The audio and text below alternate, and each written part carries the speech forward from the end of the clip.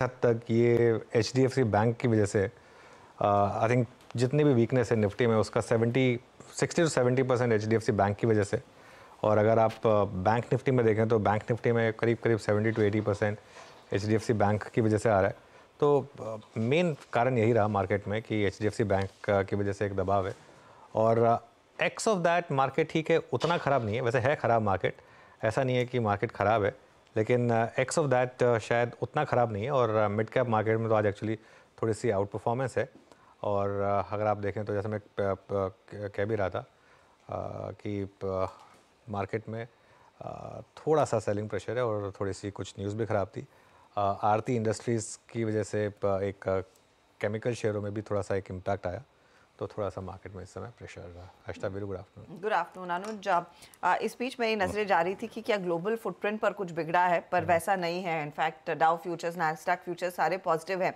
तो क्या इस मंदी का, जैसे आपने मेंशन किया, पूरा का पूरा श्रेय एचडीएफसी बैंक के क्रैक को ही देना चाहिए? क्योंकि इसकी कल आपको याद होगा हम दोपहर में बात कर भी रहे थे कि प्री पोजिशनिंग हो चुकी है कि क्या लोगों को ट्रेड कैरी करना चाहिए या नहीं। और मैंने साफ मना भी किया था कि नहीं करना है। क्लियर कट एक व्यू लिया था हर्षिता कि एचडीएफसी बैंक में आप ट्रेड ना कैरी करें, क्योंकि देखिए दूध का जला छाछ भी फूंक फूंक कर पीता है। और ऑलरेडी ये क्लियरली विजिबल था कि पहले भी एक बार ऐसा हो चुका है कि सेल ऑन न्यूज़ हो जाता है। मैं तो कहूँगा कि हर्षिता अगर $4 बिलियन भी आया होता ना अगर, तब भी गिरता स्टॉक, क्योंकि हमेशा ऐसे में प्रॉफिट बुकिंग आती है। देखिए क्या होता है ना, ये एक मैक्रो खबर नहीं है। मैक्रो खबर जैसे नंबर अच्छे आगे, मान लीजिए नंबर अच्छे हो तो स्टॉक फिर भी टिक जाता है। सिर्फ एमएससीआई की बाइंग की वजह से, अच्छा बाइंग हो रही है तो क्या हो गया, बाकी स्टॉक्स में सेलिंग भी तो आ रही है, मतलब बाकी रीजन सेलिंग भी तो आ रही है, बाकी एफआईएस बेच भी तो रहे हैं, तो इसलिए खैर एनीवे। देखिए मैं मार्केट की एक बात कहूँगा कि थोड़ा मुझे लग रहा है कि मार्केट को सिर्फ एचडीएफसी बैंक का फैक्टर नहीं है, और भी कुछ रिस्क है। अब पता नहीं, मुझे शायद ये मार्केट, ये जो कल एक समय लग रहा था कि वो जो अदानी हिंडनबर्ग वाला मामला है बस वो निपट गया, क्या मार्केट उसमें कुछ और सेंस कर रहा है कि अभी यहाँ पे कुछ और डेवलपमेंट आनी है? एक दो न्यूज़ रिपोर्ट जिस तरीके से आ रही है, क्या मार्केट उसको सेंस करने की कोशिश कर रहा है? ये कहना थोड़ा टफ होगा, लेकिन ये सब कंजेक्चर है। अभी हमको क्या अप्रोच करना है मार्केट पर? अभी के लिए एक बार तो मार्केट का मैसेज क्लियर है, 20 डेमा पर हॉल्ट है। वो जो मैं एक्सपेक्ट कर रहा था कि 20 डेमा क्रॉस होगा और उसके ऊपर आप ट्रेड करना शुरू करेंगे, 20 डेमा पर हॉल्ट है। और 20 डेमा हॉल्ट बहुत पावरफुल टूल होता है। नॉर्मली अगर 20 डेमा पे हॉल्ट होता है तो मार्केट जो करेक्शन वाले लोज होते हैं उनको भी कई बार टेस्ट कर लेती है, इवन अगर उसको बचा ले तो इसके लिए 24,400 का क्रॉस होना बहुत ज़रूरी है। जब तक 24,400 क्रॉस नहीं होगा, इस मार्केट पर बुलिश होना थोड़ा टफ है। नीचे कहाँ पर है? नीचे 24,150, आई थिंक हम उसके काफ़ी करीब हैं, 24,156। 24,150 अगर क्रॉस हुआ तो ये मार्केट फिर काफ़ी वीक हो जाएगी। और उसके बाद फिर वो जो पैनिक लोस थे ना 23,900 के, 23,890, 23,900, वो क्वेश्चन में आ जाएंगे कि क्या मार्केट एक बार उसको वापस टेस्ट करके देखना चाहता है कि वहाँ डबल बॉटम बना है या नहीं बना है।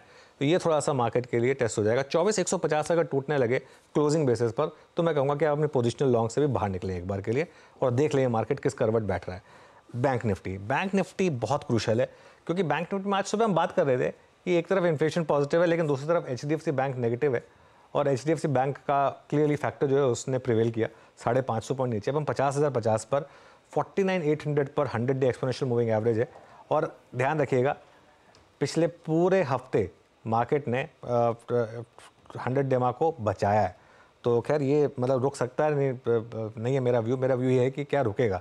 मेन चीज़ ये है कि क्या 100 डेमा वापस इस बार प्रोटेक्ट होगा, क्योंकि पिछले पूरे हफ्ते इसने प्रोटेक्ट किया था 100 डेमा को। एचडीएफसी बैंक ने एक बार फिर सेंटिमेंट बिगाड़ा, तो उसका क्लियर कट इम्पैक्ट। लेकिन ये ना आपको फिर एक चीज़ बता रहा है कि एचडीएफसी बैंक जैसा स्टॉक अगर इतना बड़ा इम्पैक्ट रखता है इंडेक्स में, तो उस इंडेक्स में क्यों आप पोजिशनली ट्रेड नहीं कैरी कर सकते?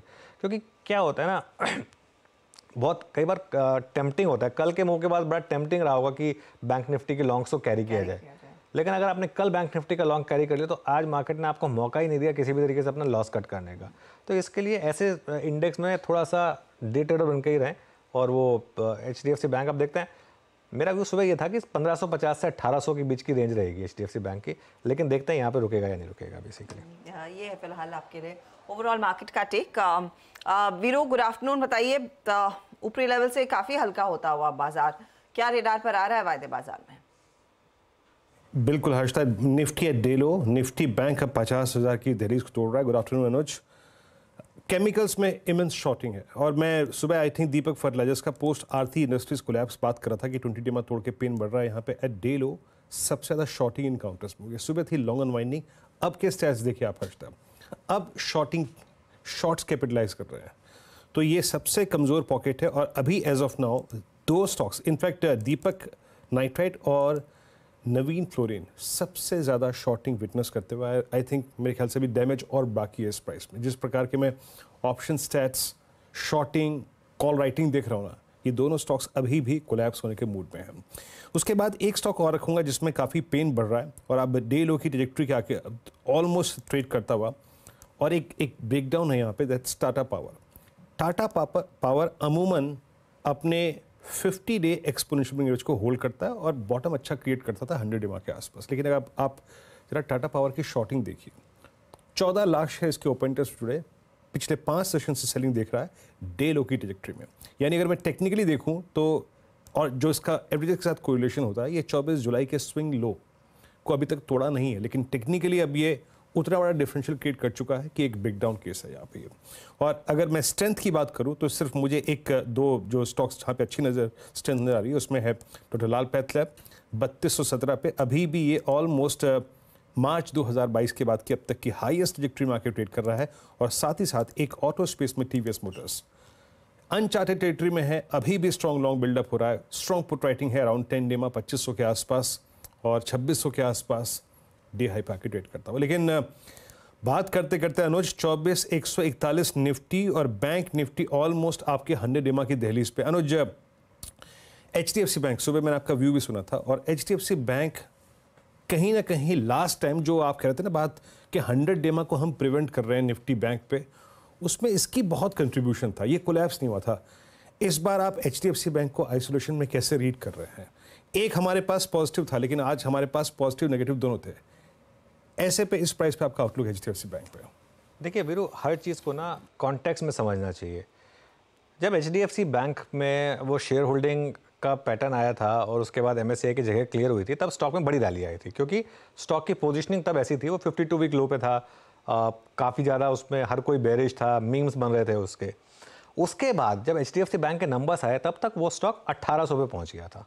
ठीक है, इसका एक 3 महीने का चार्ट वो पिक्चर क्लियर कर देगा, एक बार 3 महीने का चार्ट रख देते हैं। अब वो 1800 तक पहुंच गया था। अब 1800 पे पहुंचने के बाद नंबर्स ख़राब आए, नंबर्स ख़राब होने पे डी रेटिंग हुई स्टॉक की। उसके बाद डी रेटिंग होने के बाद लेकिन लोअर लेवल से वापस थोड़ी सी बाइंग आनी शुरू हुई थी, इस एंटिसिपेशन में कि अगस्त में इवेंचुअली तो FI बाइंग आनी है। अब अगर HDFC बैंक के नंबर्स ख़राब नहीं रहे होते तो आज ये स्टॉक इतना नहीं गिरता। प्रॉफिट बुकिंग तब भी आती, लेकिन वो प्रॉफिट बुकिंग आधे % की 1% की रहती, 3% वाली नहीं होती, क्योंकि अब इशू ये आएगा कि अब इसको खरीदेगा कौन, तो ये दिक्कत है। और जैसा मैं सुबह भी कह रहा था कि एक स्टॉक ऑलरेडी काफ़ी चल चुका है और उसमें अब थोड़ी सी प्रॉफिट बुकिंग आ सकती है। प्लस हर कोई ये अजम्पशन लेके घर चला गया था कि एक शॉट में $4 बिलियन की बाइंग आ जाएगी। अब वो बाइंग तो आ रही है लेकिन 3.5-4 की, लेकिन $1.8 बिलियन की आ रही है वो। तो ये मेन कारण था जिसकी वजह से आज HDFC बैंक का ये प्राइस डैमेज आया है। मेरा ये मानना है कि अब ये स्टॉक जो है टॉप बना चुका है 1794 का। बॉटम प्रोटेक्टेड है या नहीं है ये जानना बहुत ज़रूरी होगा। बॉटम प्रोटेक्टेड है या नहीं उसके लिए इसका जो पोस्ट रिजल्ट लो था वो डिफेंड करना ज़रूरी होगा, और उसके बाद 52 वीक लो वो डिफेंड करना ज़रूरी होगा। 2 लेवल्स होंगे जिन पर आपको नज़र रखनी होगी। 52 वीक लो तो खैर काफ़ी नीचे 1363 के आसपास है, लेकिन जो पोस्ट रिजल्ट लो था आई थिंक वो यहीं कहीं है, आसपास ही है, उसको बचाना थोड़ा सा ज़रूरी हो जाएगा। तो अभी इनफैक्ट एक लटकती तलवार इनफैक्ट HDFC बैंक पर, इस पर नजरें रहेंगी। भाई क्विकली हिंडाल्को के नंबर्स आ रहे हैं तो वो मैं आपकी स्क्रीन पर रख देती हूँ। यहाँ पर कंपनी ने मुनाफा डिलीवर किया है 1471 करोड़ का, 600 करोड़ से बढ़कर आया है ये ईयर ऑन ईयर। रेवेन्यू में 11% का इजाफा है, 22,155 करोड़ के आसपास का रेवेन्यू। ध्यान रखिएगा कंपनी के एल्यूमिनियम और कॉपर बिजनेस ने क्या डिलीवर किया है। तो एल्यूमिनियम EBITDA 3,630 करोड़ पर, जहां पर एक्सपेक्टेशन थी ये 3250 या 3350 के आसपास आएगा। उस लिहाज से एल्यूमिनियम कारोबार ने बेहतर प्रदर्शन दिखाया है। और कॉपर बिजनेस में भी आप देखिएगा कॉपर EBITDA इनका आया है 800 करोड़ के ऊपर। वो आंकड़ा जो मार्केट एक्सपेक्ट कर रहा था वो रफली 600 करोड़ के आसपास का था।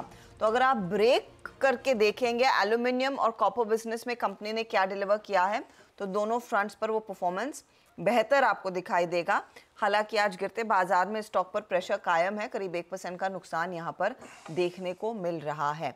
ये है फिलहाल हिंडाल्को। वेरी क्विकली आपके लिए वो ट्रेंडिंग काउंटर्स आप स्क्रीन पर लेकर आएंगे और फिर हमारे जानकारों को जोड़ना शुरू करेंगे और हिंडाल्को का भी आगे विश्लेषण करेंगे। इस समय क्योंकि मंदी है तो सेल साइड की पोजीशंस आपको ज़्यादा दिखाई दे रही हैं। HDFC bank but of course top loser है, HDFC लाइफ भी नीचे। आज श्रीराम फाइनेंस, BPCL ये दूसरे ट्रेड्स हैं जहां पर 3% से ज़्यादा के नुकसान पर कारोबार देखने को मिला है। आरती इंडस्ट्रीज के बदौलत पूरे केमिकल्स पैक का मूड बिगड़ा। दीपक नाइट्राइट वैसे भी वीरू मेंशन कर चुके हैं। और दूसरे ट्रेड्स में जाइडस है, आपका चंबल फर्टिलाइजर है जहां पर कमजोरी कायम है। ये स्टॉक्स तो 5% तक टूटे हैं। तेजी में आपको टाइटन दिखाई देगा, अपोलो हॉस्पिटल दिखाई देगा। बजाज ऑटो पॉजिटिव था लेकिन अब फिसल गया है और टाटा कंज्यूमर में बहुत मामूली सी बढ़त देखने को मिली। ध्यान रखिएगा आज अपोलो हॉस्पिटल के नंबर आने हैं। 2 दिग्गज कंपनियों के नंबर्स का इंतजार है। हिंडाल्को आ गया, हीरो मोटोकॉर्प और अपोलो हॉस्पिटल, और अपोलो ऊपर है। बलरामपुर चीनी तेजी में, औरो pharma, Hindustan copper, TVS motor ये दूसरे ट्रेड्स हैं जहां पर हमने देखा है पोजीशंस पॉजिटिव साइड पर बनती हुई देखने को मिली है। हिंडाल्को जो नेली 1% नीचे था, अपनी चाल को थोड़ा सा सुधारने में लगा है क्योंकि अगर आप बारीकी से देखेंगे तो नंबर्स में बेहतरी देखने को मिल जरूर रही है। चलिए हमारे जानकारों को जोड़ना शुरू करते हैं। फंडामेंटल्स पर बात करने के लिए मयूरेश जोशी हैं। टेक्निकल पैनल में हमारा साथ दे रहे हैं प्रकाश काबा, मानस जायसवाल, रचना वैद, सोनी पटनायक, जतिन गेडिया और श्रीकांत चौहान। 215 पर HDFC बैंक में मार्केट इस गिरावट को कैसे पड़ रहा है, यतिन इस पर आएंगे। 220 में बलरामपुर चीनी के नंबर्स और ये पूरा एथेनॉल प्ले की जो बात फिर से जोर पकड़ रही है मार्केट में। कंपनी के CFO प्रमोद पटवारी से होगी डिटेल में बातचीत। 2:30 पर GST काउंसिल की बैठक का एजेंडा क्या बनता दिखाई दे रहा है, ये अपडेट आपको आलोक प्रियदर्शी देंगे। फिर बात करेंगे कल आने वाले नतीजों की। ग्लेनमार्क, हैल जैसी दिग्गज कंपनियां हैं जिनके नंबर्स पर नजरें रहेंगी, सुमित को जोड़ेंगे इन्हीं पर। सैमको के फाउंडर और CEO जिमित मोदी भी आज कार्यक्रम का हिस्सा बनने वाले हैं, उनसे एक ब्रॉडर पर्सपेक्टिव लेंगे मार्केट पर। फिर ऑफ कोर्स डीलिंग रूम का जायजा 3 बजे के बाद। BTST STBT ट्रेड्स, क्लोजिंग की रणनीति और आज का क्लोज, ये सब आगे।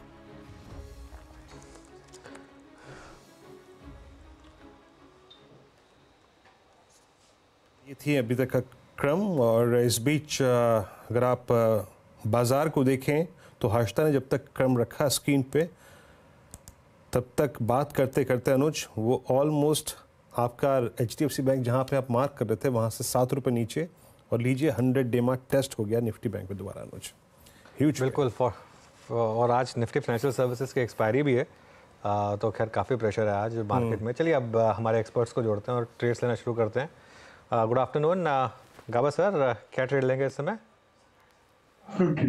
स्टॉक जो पसंद है मुझे इस वक्त वो है बर्जर पेंट। बेस बना हुआ है बर्जर पेंट में, ट्रेड करा है 534 के आसपास, स्टॉक होगा 530, सिर्फ 4 रुपए का। ऑन द अपसाइड जो टारगेट है करीब 545 के नजर आते हैं। बर्जर पेंट में एक अप्रूव मिल सकता है। बर्जर पेंट्स एक बाई साइड का ट्रेड इस समय जो गाबा सर दे रहे हैं। रचना जी आफ्टरनून, बताइए आपका ट्रेड। एंड मेरी तरफ से जो ट्रेड रहेगा that will be on the short side. हम सेल के फ्यूचर्स को शॉर्ट करेंगे एंड सेल के futures at this point in time 130 पे है, 132 पे हम इसका एसएल लगाएंगे। यहाँ पे 200 पीरियड को तोड़ के नीचे जाने की अटेम्प्ट चल रही है एंड इंट्राडे चार्ट्स पे भी सिमिलर सिचुएशन है, इंपॉर्टेंट सपोर्ट्स को ब्रेक किया जा रहा है। तो डाउन साइड पे ये काउंटर 124 एंड 122 की तरफ जाता हुआ हमें दिख सकता है। इसको शॉर्ट नहीं कर सकते आप फ्यूचर्स में, ये बैन में है। कैश में चाहे तो शॉर्ट कर सकते हैं लेकिन बैन में है तो इसको शॉर्ट नहीं कर सकते। कोई और ट्रेड लेंगे या फिर इसको कैश? डेफिनेटली कोई और ट्रेड लेंगे हम and that will be L and T. L and T को भी शॉर्ट कर सकते हैं। एलएनटी फिलहाल 3556 पे है फ्यूचर्स। यहाँ पे अगर शॉर्ट करके 3575 पे एसएल लगाया तो डाउन साइड पे 3500 तक ये काउंटर जा सकता है इन अ डे और टू। ओके, एलएनटी फ्यूचर्स 3551 पर शॉर्ट है। मानस आपका ट्रेड क्या होगा? देखिए एक शॉर्ट कॉल ही रहेगा वीरेंद्र जी। तो M&M फाइनेंस में बिकवाली करने की राय रहेगी। यहाँ पर स्टॉक अपने 50 डे मूविंग एवरेज के नीचे फिसला है तो शायद इस बार ये अपने 200 डे मूविंग एवरेज को टच कर सकता है। तो एमएनएम फाइनेंस के फ्यूचर में बिकवाली करने की राय रहेगी। 291 के आसपास के प्राइस चल रहे हैं, फ्यूचर में 295 के स्टॉप लॉस से बिकवाली करने का ट्रेड लेना है और 284 तक के टारगेट्स पॉसिबल है एमएनएम फाइनेंस के फ्यूचर में।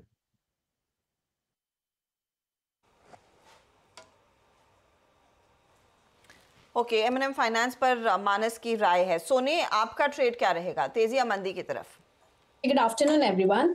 यहाँ पे बाई की एक रिकमेंडेशन है मेरिको में।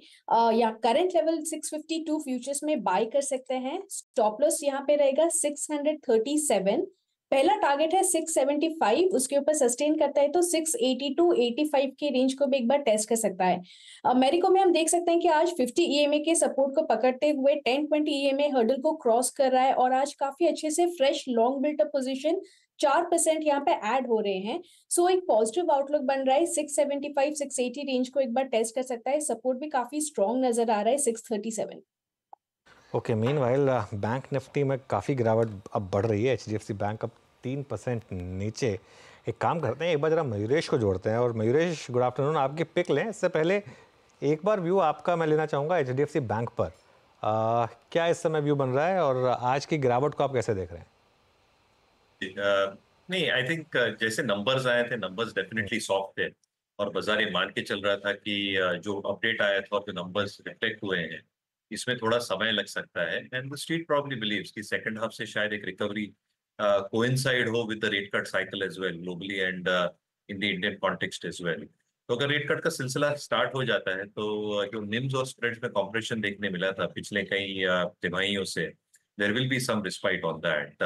Again I think in terms of synergies, जो हम रेवेन्यू और कॉस्ट सिनर्जीज की बात कर रहे हैं that should start building up quite significantly second half से और अगले साल में और ज्यादा प्रोमिनेंट हो जाएगा। तो मुझे लगता है आई थिंक जो एक क्रॉस सेलिंग अपॉर्चुनिटीज है एचडीएफसी कस्टमर्स के लिए, एक जो निम्स का दबाव था वो back to normalisation, expectations of synergies both on revenue and cost building up should start happening from the second half and even better as we head into FY26.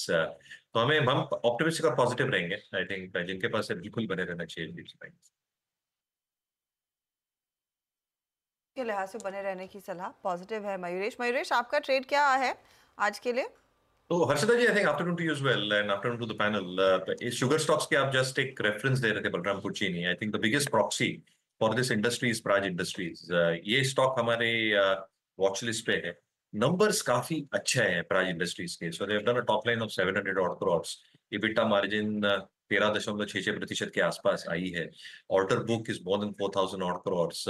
जो ये सेगमेंट्स में अब फोरे कर रहे हैं, स्पेसिफिकली अगर आप देखें हैं जो सीबीडी प्लांट्स की हम बात करते हैं, compress biodegradable plants, biogas plants as well, यहाँ पे एक सिग्निफिकेंट वैल्यू एक्रीशन और वैल्यू एडिशन हो सकता है। दूसरी चीज, आई थिंक ये जो नए प्रोडक्ट्स इनोवेट कर रहे हैं, they just introduced a new product which can be used in terms of recycling. और दो तीन चीजें जो ये कर रहे हैं which is in the pipeline in terms of diesel, in terms of airline turbine fuel as an example. Praj को एक जो अर्निंग्स का तड़का लग सकता है, ये काफी अच्छा हो सकता है in the coming few quarters as well. तो लगता है I think earnings growth, strong ROEs which is more than 22% जो मार्केट्स में इंडिया में देखते हैं, स्ट्रॉन्ग इंस्टीट्यूशन होल्डिंग जो हम कैंसलिंग में देखते हैं, कैश रिच बैलेंस शीट, ये स्टॉक जरूर आपके रडार और फोकस में रहने चाहिए।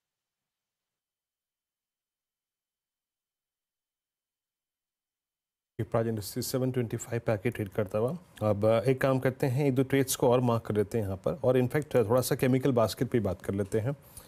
बात करेंगे, इनफैक्ट सुबह से काफ़ी बात भी हो रही है। यहाँ पे मानस, सुबह आपको याद होगा वो मैं दीपक नाइट्रेट के बारे में आपसे बात कर रहा था, आपसे कि पॉसिबली यहाँ पे एक बार एग्जिट ले लीजिए।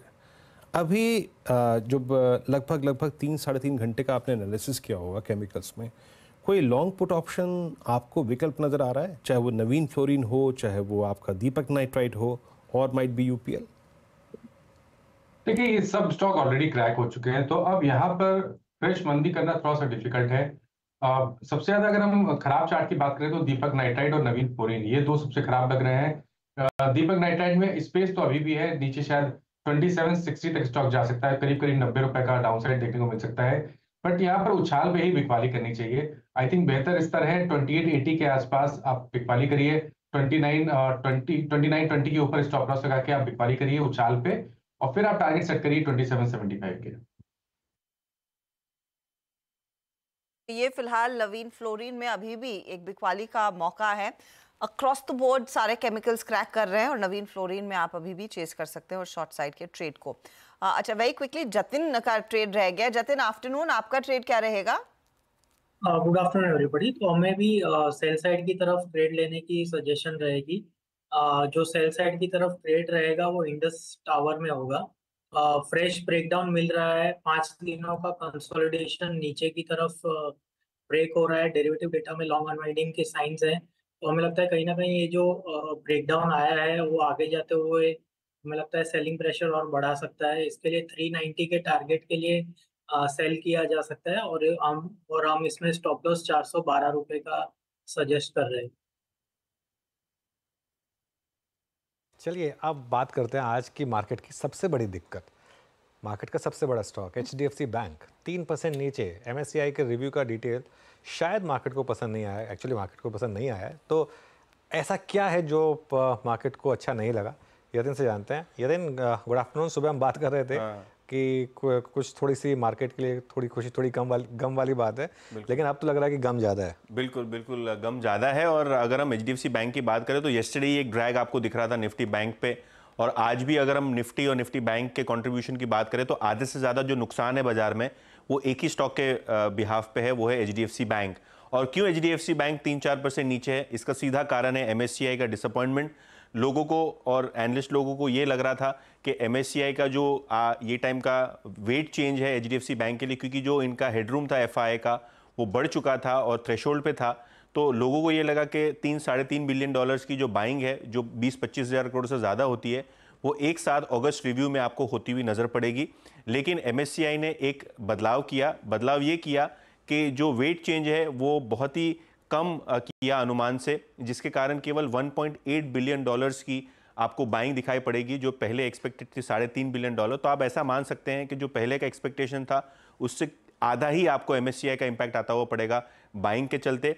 और नवंबर रिव्यू में अगर वो हेडरूम FII का 20% पे बरकरार है तो ही इंक्रीमेंटल बैलेंस बाइंग आपको आती हुई नजर पड़ेगी। तो एक नवंबर रिव्यू में कंडीशन आ गई है जिसके कारण शायद बाजार थोड़ी बहुत नर्वस है।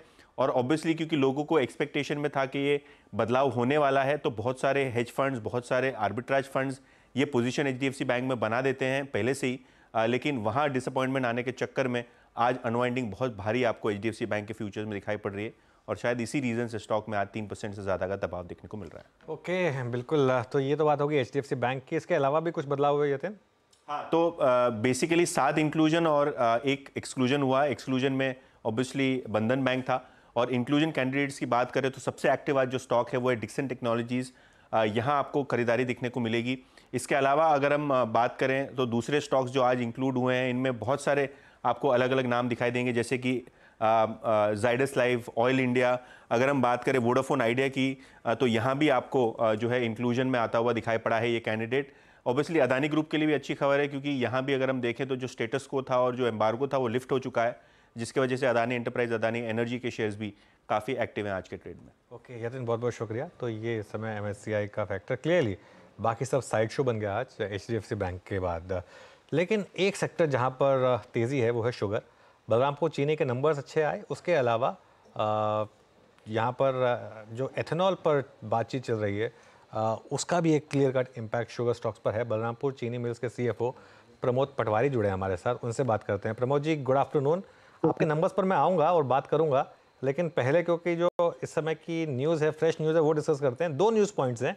एक न्यूज़ पॉइंट ये कह रहा है कि डीजल में भी 5% एथेनॉल ब्लेंडिंग की बात हो रही है, और दूसरी बात ये हो रही है कि एथेनॉल प्राइसेस को बढ़ाया जाए। दोनों पर अगर आपने कुछ सुना हो या आपका कोई व्यू हो तो।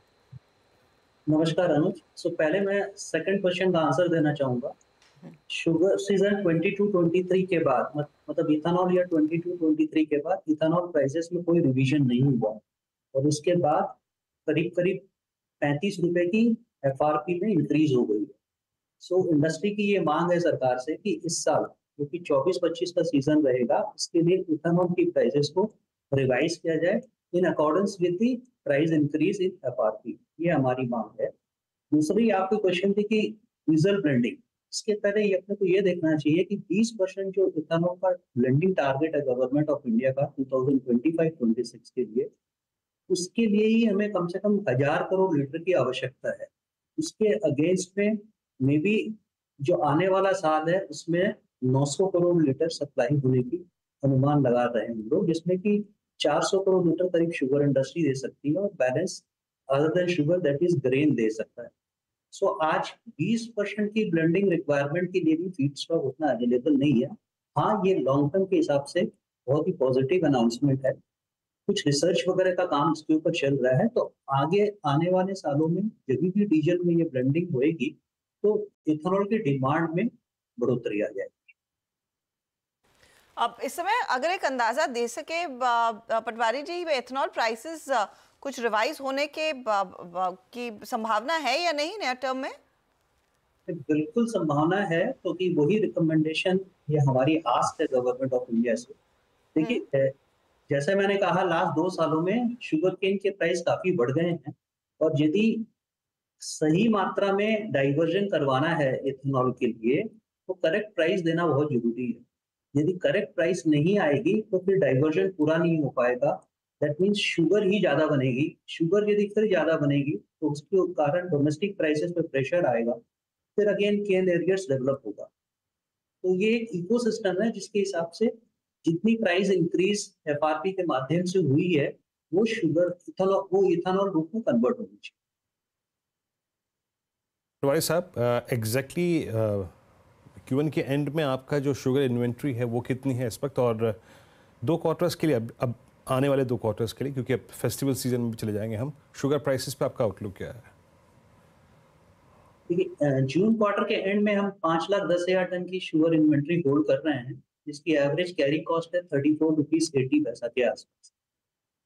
आगे आने वाले 2 क्वार्टर में कैसी डिमांड रहेगी या कैसी प्राइसेस रहेगी, ये सरकार जो मंथली रिलीज कोटा देती है उसके ऊपर डिपेंड करता है। बट जो कि हम लोग देख रहे हैं, जिस तरह की हमारी डिमांड है सरकार से कि आप इथेनॉल प्राइस बढ़ाएं, इथेनॉल का प्रोडक्शन अनरिस्ट्रिक्टेड कर दें, जो कि लास्ट ईयर एक टेम्पररी रिस्ट्रिक्शन लगाया गया था। तो हमें यदि डोमेस्टिक बैलेंस शीट की हम यदि एनालिसिस करते हैं, 1 अक्टूबर 2024 को देश में करीब 85 लाख टन की शुगर रहेगी। हमें लगता है कि 28 लाख टन 280 लाख टन का शुगर प्रोडक्शन होगा नेक्स्ट ईयर। ये बलरामपुर कंपनी का अंदाजा है। 280 में हम 40 लाख टन का डाइवर्जन मान रहे हैं, तो 280 और 85 इसके अगेंस्ट में 290 लाख टन का हमारा एनुअल कंजम्पशन है। सो कैरी फॉरवर्ड स्टॉक भी 75 लाख टन रहता है। पास्ट में हमने देखा है कि गवर्नमेंट 55 लाख टन के आसपास एक नॉर्मेटिव स्टॉक को लेकर चलती है, तो 20 लाख टन का एक्सेस इन्वेंट्री अभी भी हमें दिख रहा है। शायद एट अप्रोप्रिएट टाइम गवर्नमेंट इसके लिए एक्सपोर्ट भी खोले, बट उसमें अभी देरी है, मे बी जनवरी में। अगेन ये हमारा इन हाउस व्यू है कि बाकी हम टाइमिंग्स के ऊपर तो नहीं कह सकते। तो प्रमोद जी, कब तक एक्सपेक्ट कर रहे हैं आप गवर्नमेंट का डिसीजन एथेनॉल प्राइसिंग पर, और अगर ये नहीं आता है तो किस तरीके के, आपने बॉल पार्क समझा दिया, मतलब क्वालिटेटिवली समझा लिया, क्वांटिटेटिवली कितना इम्पैक्ट आपकी जैसी कंपनी पर पड़ता है इसकी वजह से?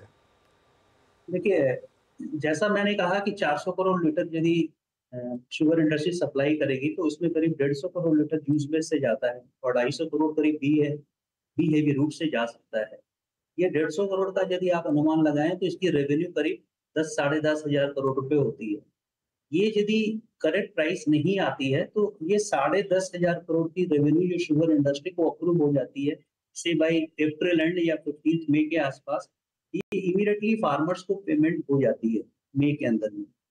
ये नहीं आने से यदि चीनी बनती है तो ये चीनी हमें 12 महीने के लिए स्टॉक करनी पड़ती है, तो अकॉर्डिंगली फार्मर्स का पेमेंट काफी सफर हो जाता है इसके। वीरो आपसे पूछ रहे थे कि डिमांड की सिचुएशन क्या है, क्योंकि Q1 में वो पीक समर डिमांड भी आती है। कंपेयर टू लास्ट ईयर कैसी स्थिति रही? क्या आपने ज्यादा चीनी बेची है? क्या वो बेवरेज मैन्युफैक्चरर्स, आइसक्रीम कंपनियों की तरफ से ज्यादा डिमांड देखने को मिली थी, और यहाँ से आगे डिमांड का सिचुएशन कैसे पैन आउट होता हुआ दिखाई देगा? फर्स्ट क्वार्टर की जो डिमांड रही है उसके वो शायद काफी एलिवेटेड डिमांड थी, इसीलिए सरकार ने कोटा भी हायर लेवल पे जारी किया था। बट अगस्त महीने का यदि अपने देखते हैं तो गवर्नमेंट ने कोटा कम जारी किया है, थोड़ी डिमांड पे प्रेशर है अभी अगस्त महीने में। बट आगे आने वाले महीने सितंबर अक्टूबर फेस्टिवल मंथ है तो डिमांड वापस आ जाएगी।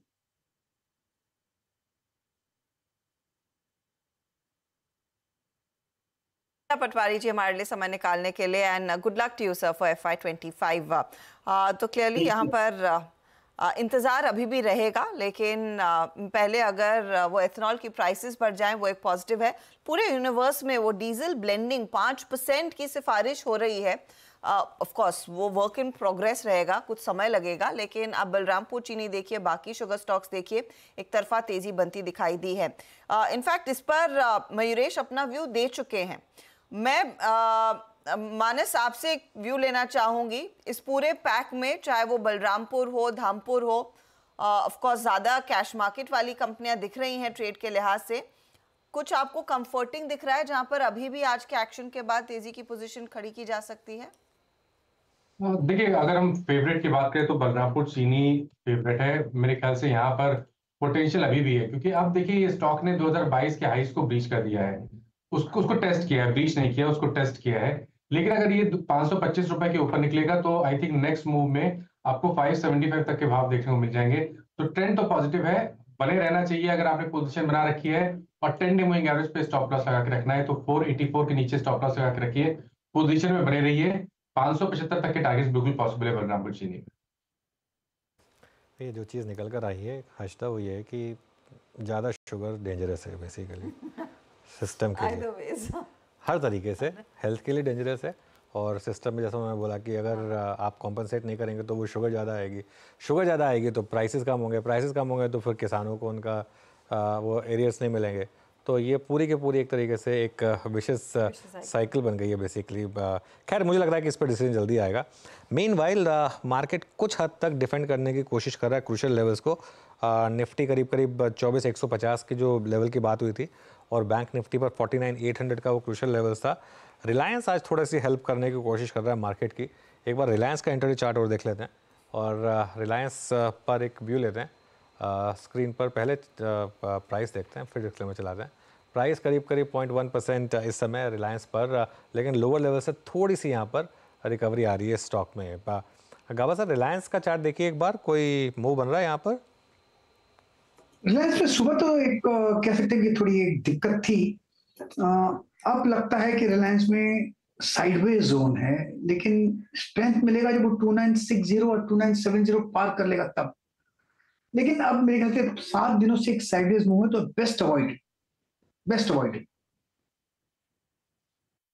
इंडस्ट्री से दूर रहने की सलाह। अभी तक वो कन्विंसिंग मूव तेजी की तरफ नहीं बन रहा है इस घंटे। लेकिन एक स्टॉक जो अपनी चाल को सुधारने में लगा है वो आपकी स्क्रीन पर लेकर आते हैं। टेक्नोलॉजी प्लेयर्स इनफैक्ट देखते हैं। निफ्टी आईटी पहले स्क्रीन पर रखिएगा। LTI माइंट्री कोशिश कर रहा है कभी भी पॉजिटिव में आए। LTL टेक, इन्फोसिस, विप्रो जैसे स्टॉक्स ने वो कर दिखाया है। निफ्टी आईटी की क्या तस्वीर बदलती हुई दिखाई दे रही है सोनी? कोई बायस तेजी का रखना चाहेंगी दिग्गजों में खास तौर से?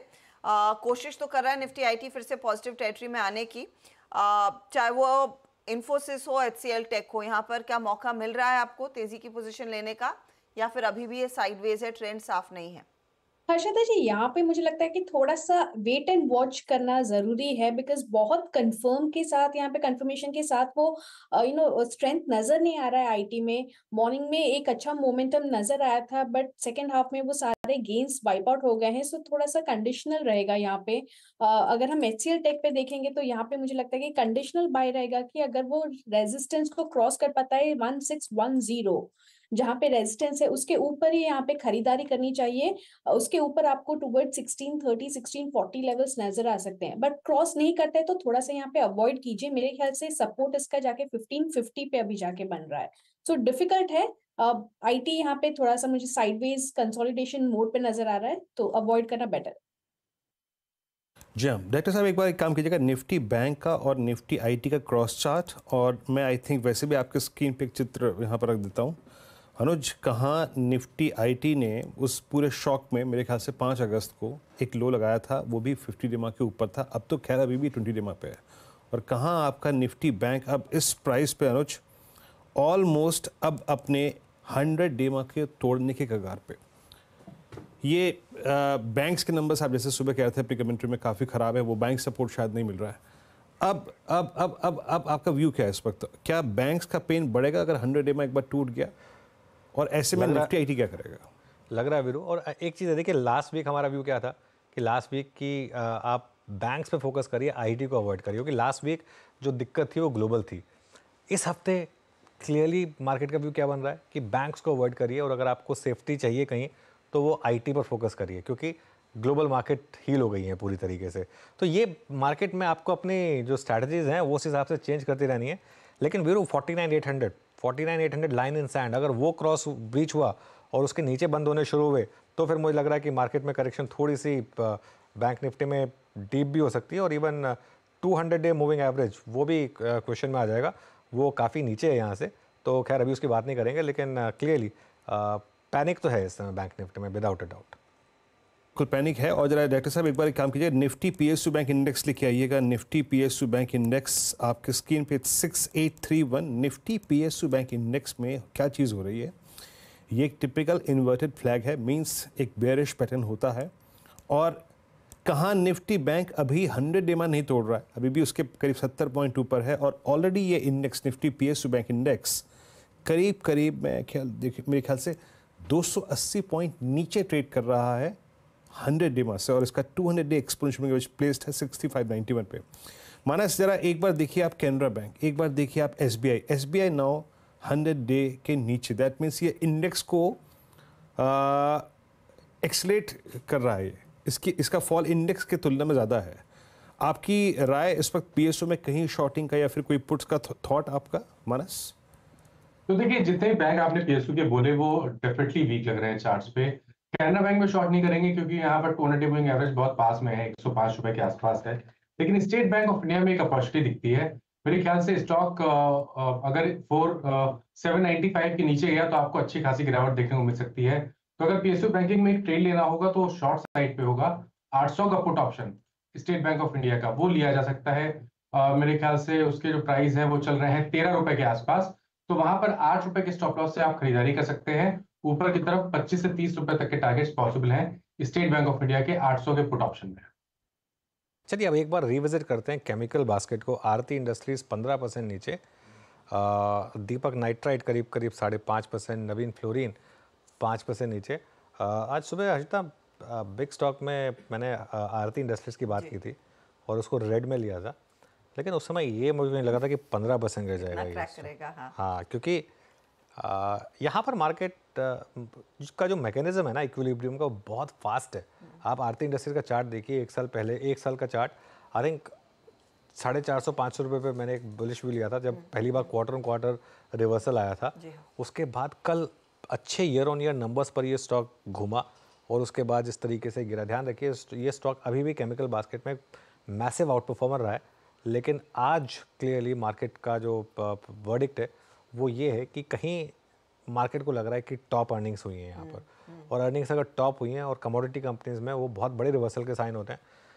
कमोडिटी कंपनियों में बॉटम बनता है सबसे खराब नंबर्स पर, टॉप बनता है सबसे अच्छे नंबर्स पर। तो ये एक मार्केट का रिस्क है कि केमिकल कंपनियों में एक टॉप बना है अच्छे नंबर्स के बावजूद। जी, इनफैक्ट हमने मैनेजमेंट से बात भी की थी अनुज कल 11 बजे, और उस टाइम उन्होंने ये मेंशन किया था कि देखिए वॉल्यूम्स थोड़े से रेड सी क्राइसिस के चलते ऊपर नीचे हो सकते हैं, उसके बावजूद वो वॉल्यूम गाइडेंस बढ़ाने की बात कर रहे थे, जो पहले 20 से 25% था, फिर अब कह रहे हैं 20 से 30%। लेकिन इबिटा को लेकर उन्होंने कहा कि नॉट रियली श्योर कि ये जो हमने आंकड़े या फिर पहले जो गाइडेंस दिया अब तो मेंटेन कर रहे हैं, क्या उसे रिविजिट करने की जरूरत होगी या नहीं। दूसरी तरफ इनका जो डेट भी बढ़ता हुआ दिखाई देगा।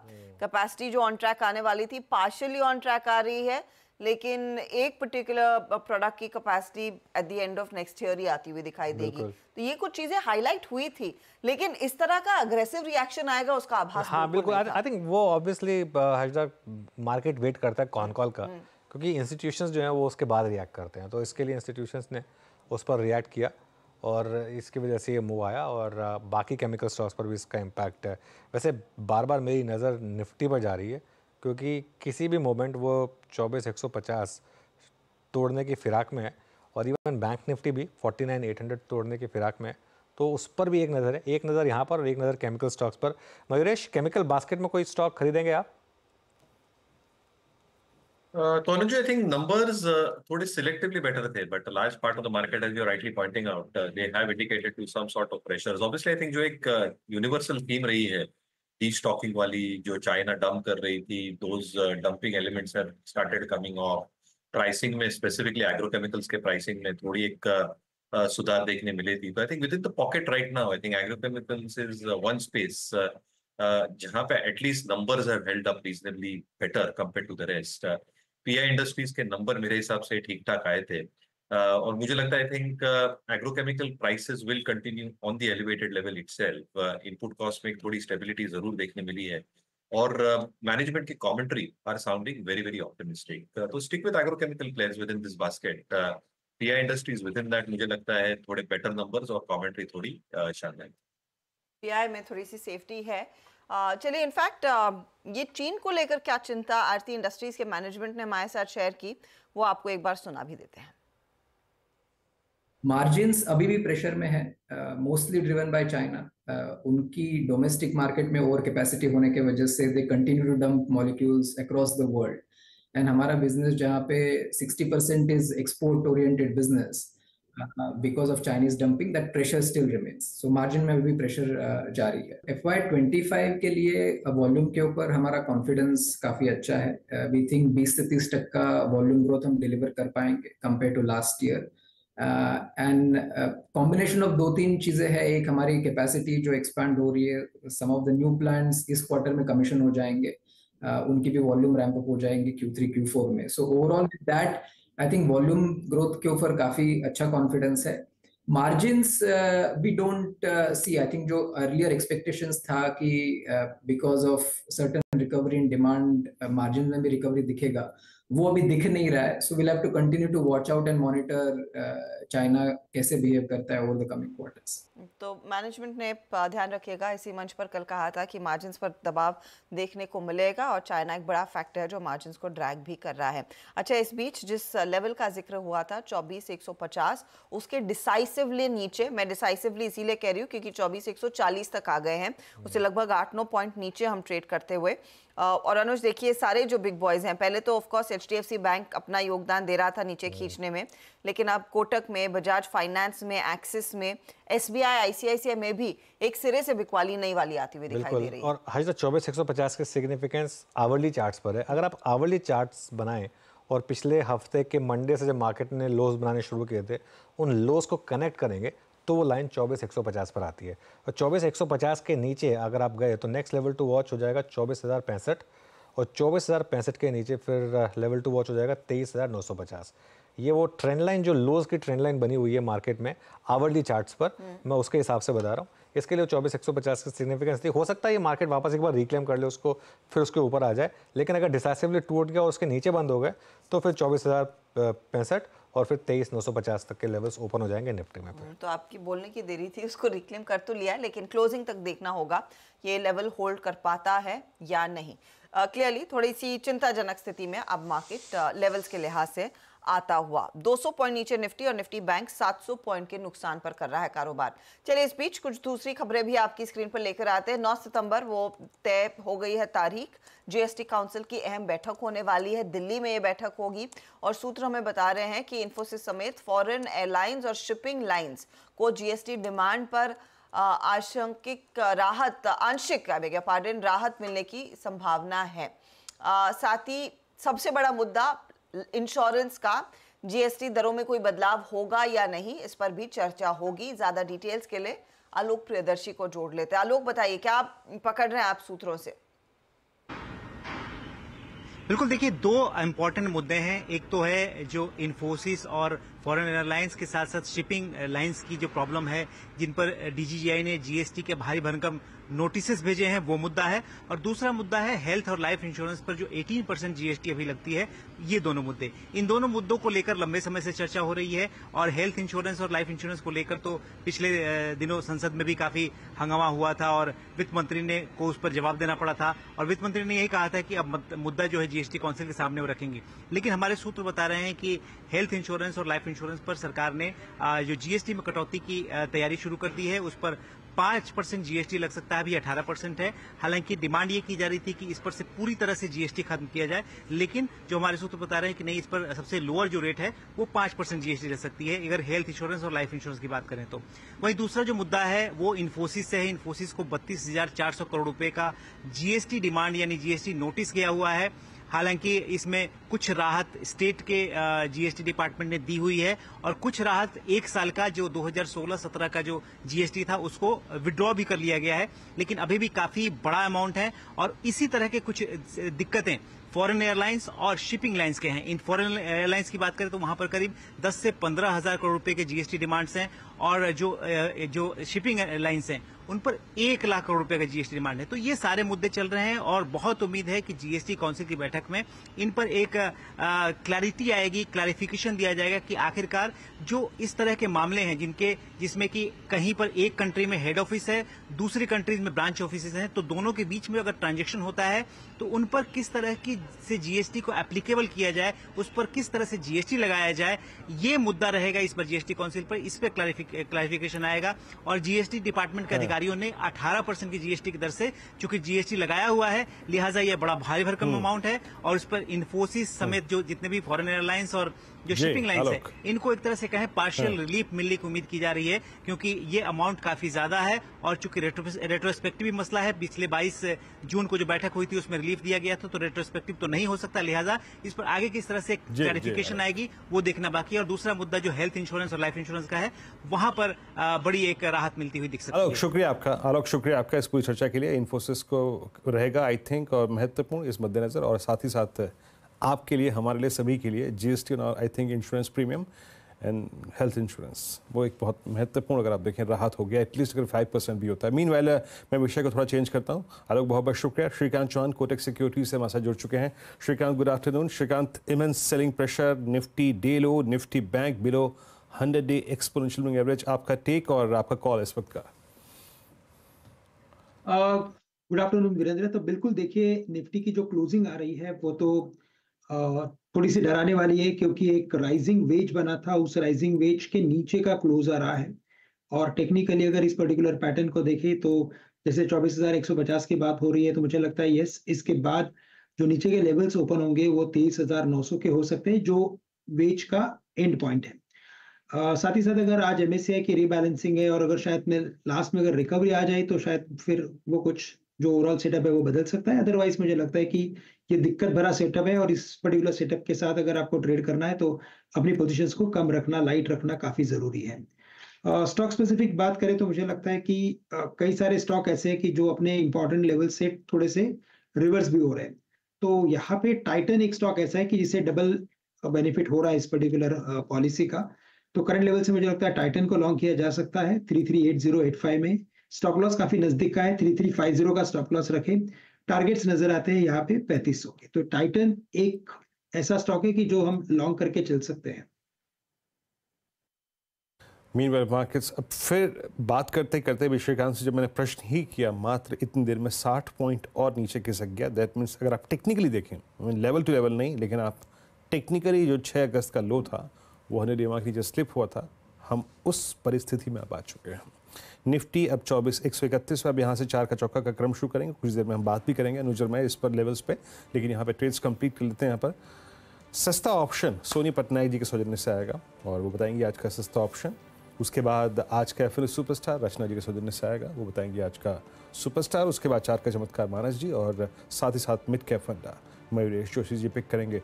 सोनी जी, क्या पिक कर रही हैं आप आज का सस्ता ऑप्शन?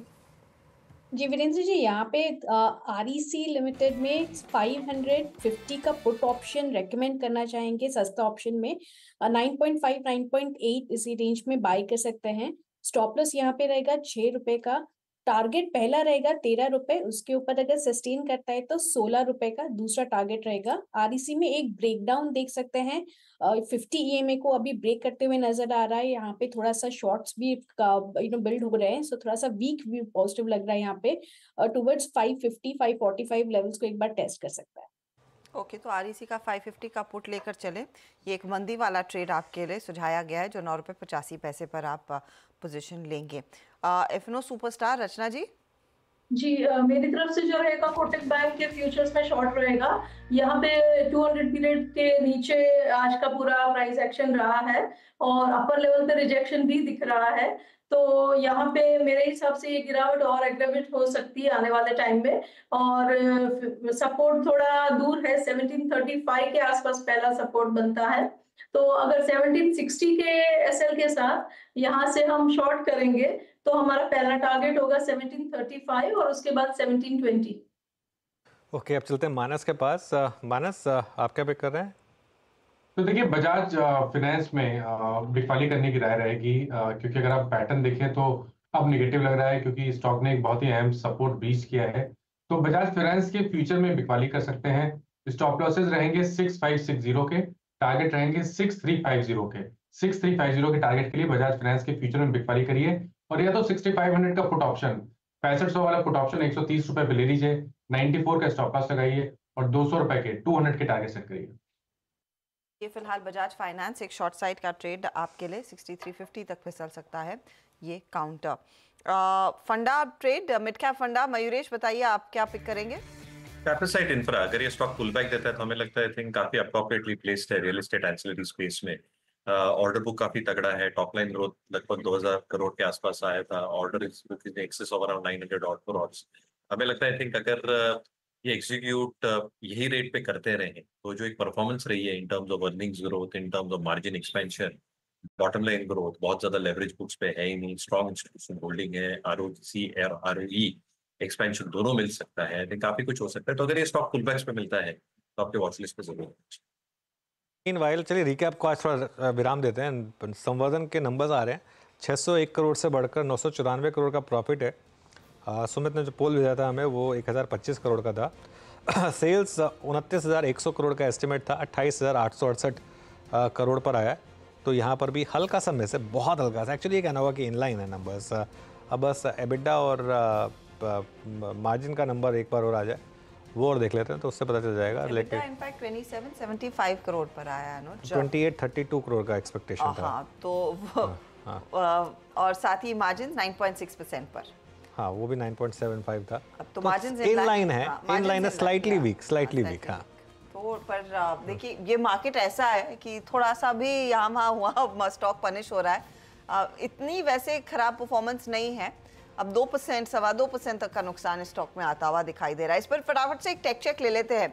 जतिन, ट्रैक करते हैं आप संवर्धन मदरसन चार्ट्स पर, बताइए लेवल कौन सा इंपॉर्टेंट होगा, क्योंकि अब 184 पर आ चुका है। एक्चुअली क्रूशियल सपोर्ट जो था वो 186 पे था और उसके नीचे ब्रेक करके जो स्टॉक है वो ट्रेड कर रहा है। हमें लगता है कि ओवरऑल जो चार्ट सेटअप है वो थोड़ा बेरिश है, क्योंकि जो पुल बैक आया था वो अपने 20 डे के एवरेज पे आके फिजल आउट हो गया और आज के ट्रेडिंग सेशन का जो पैटर्न देखो तो एक बेरिश एनगल्फिंग बन रहा है। तो मेरे को लगता है कि आने वाले दिनों में सेलिंग प्रेशर और देखने मिल सकता है। तो 175 से लेके 170 तक के लेवल्स भी ये स्टॉक दिखा सकता है। इसके लिए सेल करने की, अगर जो इसको शॉर्ट करना है तो सेल किया जा सकता है। स्टॉप लॉस रहेगा 188 का।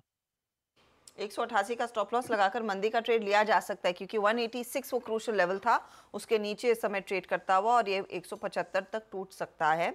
नंबर्स वैसे इतने खराब नहीं हैं, लेकिन स्टॉक इस समय 2.25% नीचे ट्रेड करता हुआ। चलिए अब कल की बात करते हैं, और कल इनफैक्ट कई सारे नंबर्स आएंगे। कैश मार्केट की तो ढेरों कंपनियां हैं, लेकिन वायदे बाजार के लिहाज से इंपॉर्टेंट क्या है, ग्लेनमार्क फार्मा और साथ ही साथ हिंदुस्तान एरोनॉटिक्स। क्या एक्सपेक्ट कर रहा है मार्केट? सुमित हमारे साथ है बताने के लिए। तो फाइनली जो नंबर्स हैं वो बिल्कुल लास्ट लैग पर आ चुके हैं। अब आपको कैश मार्केट के नंबर दिखेंगे आज और कल बहुत ज़्यादा, लेकिन F&O साइड पे और लार्ज कैप नंबर्स जो हैं वो ऑलमोस्ट खत्म हो चुके हैं। तो शुरुआत करता हूं पहले ग्लेनमार्क के नंबर्स के साथ। ग्लेनमार्क के केस में बाजार अनुमान लगाकर चल रहा है कि बढ़िया set of numbers market post कर सकता है YOY एंड Q-on-Q दोनों बेसिस पर।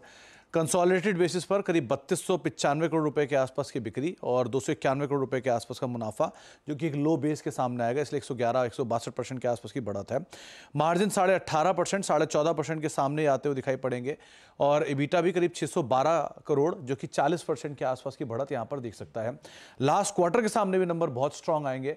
लास्ट क्वार्टर में एक एक्सेप्शनल एक्सपेंस था 500 करोड़ रुपए के आसपास का, उसको एडजस्ट कर देंगे तो घाटे से मुनाफे में आपको क्यू ऑन क्यू बेसिस पे दिखाई पड़ेगी। लेकिन लास्ट क्वार्टर में के हिसाब से लो बेस और वाईओवाई में भी लो बेस का एक बड़ा बेनिफिट इनको मिलेगा। डर्मा सेल्स करीब 11% बढ़ने का अनुमान है, वो इनके लिए एक मेजर बिजनेस के तौर पर आता भी है। इसके अलावा विनलेवी जो इन्होंने EU मार्केट के अंदर लॉन्च किया था उसका, और रायल्टेरिस का जो ग्लोबल सेल्स है, उन दोनों के ऊपर मार्केट नज़र रखेगा। US मार्केट की जो बिक्री है वो 7% टूटने का अनुमान है सारी कंपनियों में, चाहे डीवीस हो, लुपिन हो, सबकी US में थोड़ा सबड्यूड नंबर आया। तो यहाँ देखते हैं किस तरह के नंबर आते हैं, लेकिन बहुत बड़ा नहीं, थोड़ा बहुत गिरावट की बातचीत है। 9.1 करोड़ डॉलर के आसपास आएगा। थोड़ा प्राइस इरोजन है और थोड़ा अप्रूवल्स में देरी है, जिसका एक इम्पैक्ट शायद US की बिक्री में आता हुआ दिखाई पड़े। लेकिन ओवरऑल एक अच्छे नंबर का अनुमान बाजार लगा रहा है ग्लेनमार्क फार्मा में। इंटरेस्टिंग नंबर होंगे हिंदुस्तान एरोनॉटिक्स लिमिटेड के। दरअसल अगर आप क्यू ऑन क्यू बेसिस पे नंबर देखेंगे तो आपको 60% कंपनी के प्रॉफिट में डिक्लाइन दिखाई पड़ेगा, क्योंकि लास्ट क्वार्टर में एक एक्सेप्शनली बेहतरीन क्वार्टर कंपनी ने पोस्ट किया, और दूसरा Q1 इनके लिए आमतौर पे सीजनली वीक क्वार्टर होता है। सो वाईओवाई बेसिस पर इनके नंबर 30% बढ़ने का अनुमान है, मुनाफा 16-16.5% बढ़ने का अनुमान है, मार्जिन टूटेंगे 2% के आसपास, और EBITDA 18% बढ़ने का अनुमान लगा के चला जा रहा है। Q on Q number weak, high base की वजह से और सीजनली लो एग्जीक्यूशन की वजह से। 15% इस क्वार्टर में आमतौर पर एग्जीक्यूशन होता है ओवरऑल एग्जीक्यूशन का पूरे साल का, और ये मान के भी चलते हैं कि थोड़ा एग्जीक्यूशन में इंपैक्ट रहेगा, तो शायद इसके पूरी क्वार्टर की गाइडेंस के अंदर कोई रिवीजन होता नहीं है।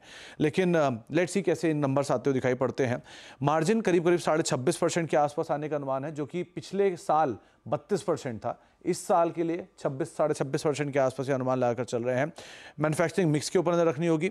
इनके पास बहुत सारे ऑर्डर्स एग्जीक्यूशन के लिए पेंडिंग है, जिसमें 12 LUH, 12 सुकोई 30, 12 सुकोई 30 के इंजन्स, और कई सारे और केपेक्स, ऑर्डर इनफ्लोज, एग्जीक्यूशन, ये सब चीज़ें इनको बाजार कीनली वॉच करेगा। लेकिन वाईओवाई ठीक ठाक नंबर दिखेंगे, Q on Q weak number आएंगे।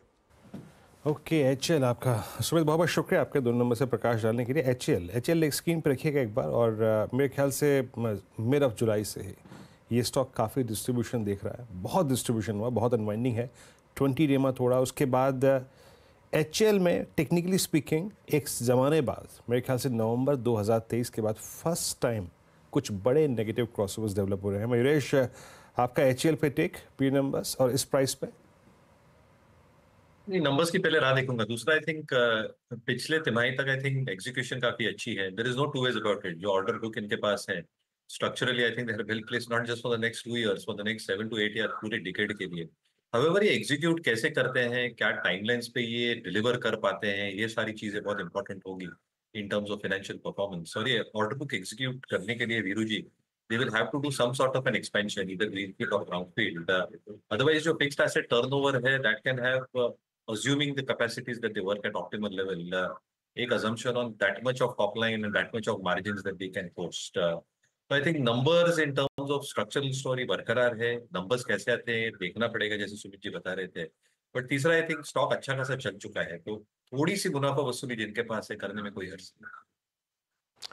ओके, चलिए अब एक काम करते हैं, एक बहुत छोटा सा ब्रेक लेते हैं। Meanwhile Nifty financial services index 22,600 के नीचे आया, उसकी आज एक्सपायरी है, और बैंक निफ्टी पे 49,800 तोड़ने की तैयारी कर रहा है, और निफ्टी अब 49,150 तोड़ चुका है, तो 24,150 तोड़ चुका है। तो वो जो अगला लेवल था 24,065, क्या उसकी तरफ बढ़ेगा। एक छोटा सा ब्रेक लेकर जब लौटेंगे तो जिमित मोदी जुड़ेंगे हमारे साथ सैमको से, उनसे बात करेंगे। हो गई अब वो डीलों पर नंबर्स ख़राब आए। इनिशियली मार्केट ने इतना रिएक्ट नहीं किया, लेकिन उनकी जो इन्वेस्टर प्रेजेंटेशन में कमेंट्री है उसको लेकर थोड़ा सा दिक्कतें आ रही हैं, और sharp increase in container cost. वो जो रेड सी का क्राइसिस है वो लगता है सभी को दिक्कतें दे रहा है, यहाँ पर भी थोड़ी सी दिक्कतें आ रही हैं, और EVs में भी थोड़ी सी दिक्कतें हैं, तो इस वजह से। चलिए अब आगे बढ़ते हैं और एक बहुत इंटरेस्टिंग टॉपिक पर बात करते हैं। वायदा कारोबार में अक्सर ट्रेडर्स को नुकसान होता है। सेबी की रिपोर्ट के मुताबिक ये आंकड़ा करीब 90% है। इसमें आप अपनी ट्रेड को कैसे प्रॉफिटेबल बनाएं, इस पर एक बातचीत करेंगे। उसके अलावा मार्केट्स के और भी बड़े टॉपिक्स, बजट के बाद जो मार्केट मूव्स है, उन सब पर बातचीत करते हैं सैमको के फाउंडर एंड CEO जिमित मोदी से। और आपको याद होगा सैमको से हमने बात की थी, उनकी जो एक कैंपेन थी कि ट्रेडिंग को लेकर जो थी कि ट्रेडिंग बुरी नहीं है, वो काफ़ी हिट हुई थी। तो जिमित जी, गुड आफ्टरनून। तो क्या कह रहे हैं आप, जो आपकी स्टडी कह रही है कि ये जो FNO में लॉसेस हो रहे हैं, ये क्या इसलिए हो रहे हैं कि लोग बिना सोचे समझे, बिना हेज करे ट्रेडिंग कर रहे हैं, और अगर इसमें कुछ थोड़ा सा इम्प्रूवमेंट की जाए, थोड़ी सी ट्वीकिंग की जाए, तो रिजल्ट बेटर हो सकते हैं? तो पहले तो वेरी गुड आफ्टरनून अनुज जी, बहुत बहुत शुक्रिया मुझे आपके शो पर बुलाने के लिए। तो जैसे आपने कहा कि सेबी की स्टडी कहती है कि 90% लोग लॉस करते हैं एफएनओ सेगमेंट। तो हम भी ब्रोकर है, we have a critical mass of trader. तो हमने जाके एक एडिशनल एनालिसिस किया कि लोग ये लॉस क्यों करते हैं, ये 90% जो लॉस करते हैं उसका मेन कारण क्या है। तो उसमें कुछ बहुत इंटरेस्टिंग फाइंडिंग निकली। तो पहली तो ये चीज हमने पता की कि 97.6%, यानी हर 100 में से तकरीबन 97-98 लोग ये one side unhedged option trading करते हैं। यानी वो या तो केवल सिर्फ पुट खरीदेंगे या पुट बेचेंगे, या तो केवल सिर्फ कॉल खरीदेंगे या कॉल बेचेंगे। ये सिंगल साइड ही ट्रेड करते हैं, या हेज, कोई टाइप का हेज या कोई टाइप की स्ट्रेटेजी डिप्लॉय नहीं करते। एंड उसमें भी अधिकतर लोग जो है वो option buying, typically lottery ticket के जैसा ट्रेडिंग करने की कोशिश करते हैं। सो या तो वो कॉल लेते हैं या वो पुट खरीदते हैं। अभी ऐसे हमने देखा है कि इसमें से 97-98% लोग पैसा गवाते हैं बिकॉज वो लोग अनहेज्ड ट्रेडिंग कर रहे हैं। और ये जो लोग तकरीबन पैसा गवा रहे हैं, ये इनका एवरेज लॉस जो है ये तकरीबन 65-70 हजार रुपए। अभी बात करते हो जो बैलेंस 2-2.5% लोग हैं जो हेज्ड ट्रेडिंग करते हैं। यानी वो क्या करेंगे, वो एक कॉल लेंगे, उसके सामने ऊपर का कॉल बेच देंगे, तो कवर्ड कॉल टाइप स्ट्रेटेजी करेंगे, या एक पुट खरीदेंगे, उसके नीचे के स्ट्राइक का पुट बेच देंगे। तो एक सो बेसिकली वो स्प्रेड्स, कॉन्डोर्स, जिसको हम ऑप्शन स्ट्रेटेजीज कहते हैं, वो ऑप्शन स्ट्रेटेजीज में जो लोग ट्रेड करते हैं, वो 2.2% लोग जो लॉस कर रहे हैं वो 60,000 कर रहे हैं। जो लोग ये हेज स्ट्रेटेजीज कर रहे हैं वो तकरीबन 1,95,000 का प्रॉफिट कर रहे हैं। यानी जिन लूजर से 3 गुना ज्यादा प्रॉफिट वो कमा रहे हैं। सो ये एक बहुत बड़ी इंटरेस्टिंग फाइंडिंग थी कि जो सबसे बड़ा रीजन है जिसके कारण लोग पैसा गवा रहे हैं, वो है कि वन साइड नेकेड, जिसे हम कहते हैं नेकेड ऑप्शन ट्रेडिंग के कारण लॉसेस हो रहे हैं।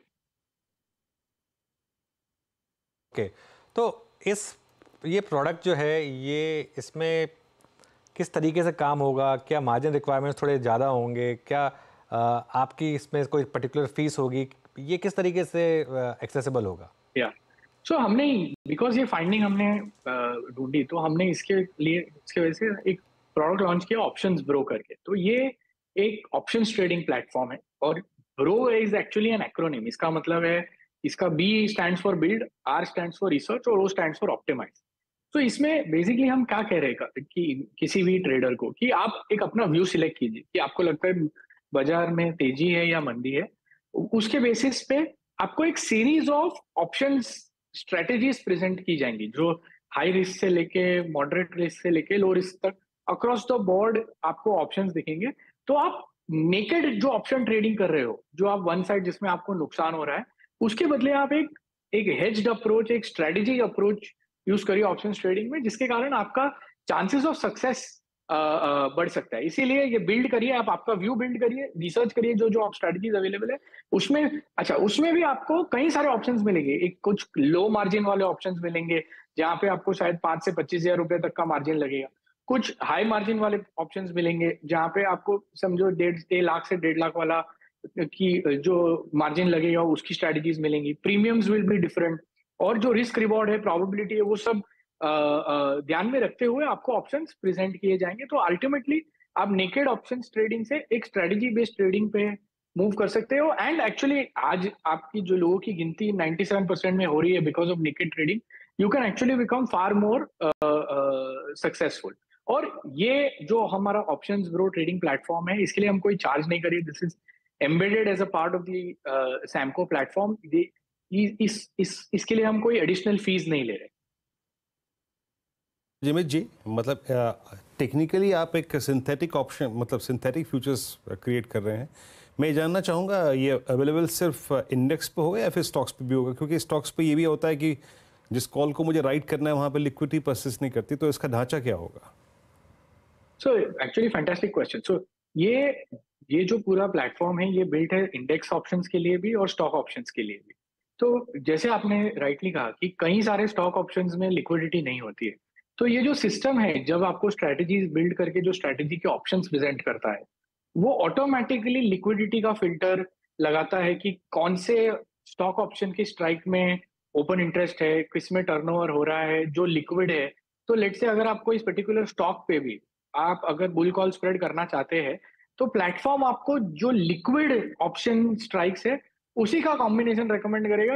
वो आपको इलिक्विड जो स्ट्राइक्स है वो ऑटोमेटिकली एक्सक्लूड हो जाएंगे। तो वो सारी चीजें, वो सारी इंटेलिजेंस एक्चुअली वो प्लेटफॉर्म में बिल्ट इन है। एंड सी होता क्या है, ऑप्शंस बहुत ही कॉम्प्लेक्स सब्जेक्ट है, इसमें इतनी सारी चीजें है, आईवी है, डेल्टा, गामा, वीगा, थीटा से लेके स्ट्राइक, लिक्विडिटी, ओआई, और एक रिटेल ट्रेडर ये सब चीज को ध्यान में रखते हुए जो सही स्ट्रेटेजी है या सही सिंथेटिक स्ट्रेटेजी है वो पिक नहीं कर सकता है। तो वो हम एक्चुअली लाखों कंप्यूटेशन करके सिंप्लीफाई कर रहे हैं ताकि इन्वेस्टर सिर्फ, ये ट्रेडर सिर्फ डिसीजन ले कि भाई मुझे ये करना है या नहीं करना है, ना कि उसको एक एक चीज देखनी पड़े, क्या चीज लिक्विड है, क्या चीज लिक्विड नहीं है। एंड वो सब हमने ऑटोमेटिकली ध्यान रखा हुआ है। अच्छा जिमित जी, इसमें एक चीज़ है, अब सेबी का जो कंसल्टेशन पेपर है उसमें कह रहे हैं कि भाई हम एग्जैक्टली अगर एक कॉन्ट्रैक्ट 30 लाख 20 लाख तक पहुंच जाएगा। अब क्या होता है कि आपने जो प्रोडक्ट डिज़ाइन किया है इसमें एक ऑप्शन राइटिंग भी है और एक्सपायरी के दिन अगर मार्जिन बढ़ गया और ऑलरेडी 20 लाख का कॉन्ट्रैक्ट है, देन इस प्रोडक्ट की एग्जिस्टेंस पे प्रश्न चिन्ह नहीं आ जाएगा और फिर उसको कैसे आप संभालेंगे इस प्रोडक्ट को आप उस वक्त, या फिर सिर्फ ये करंट फ्रेमवर्क में रहेगा?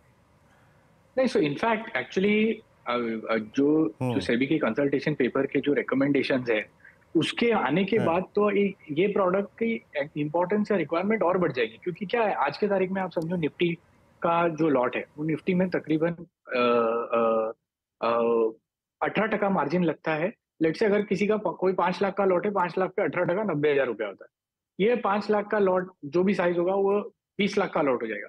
अभी मार्जिन तो 18% ही रहने वाला है, तो ये 20 लाख का मार्जिन, 20 लाख पे 18% मार्जिन 3,60,000 रुपया हो जाएगा। अगर आप लेट से नेकेड पुट राइटिंग कर रहे हो या नेकेड कॉल राइटिंग कर रहे हो तो 3,60,000 रुपया बहुत बड़ा मार्जिन होता है for an entry level retail trader.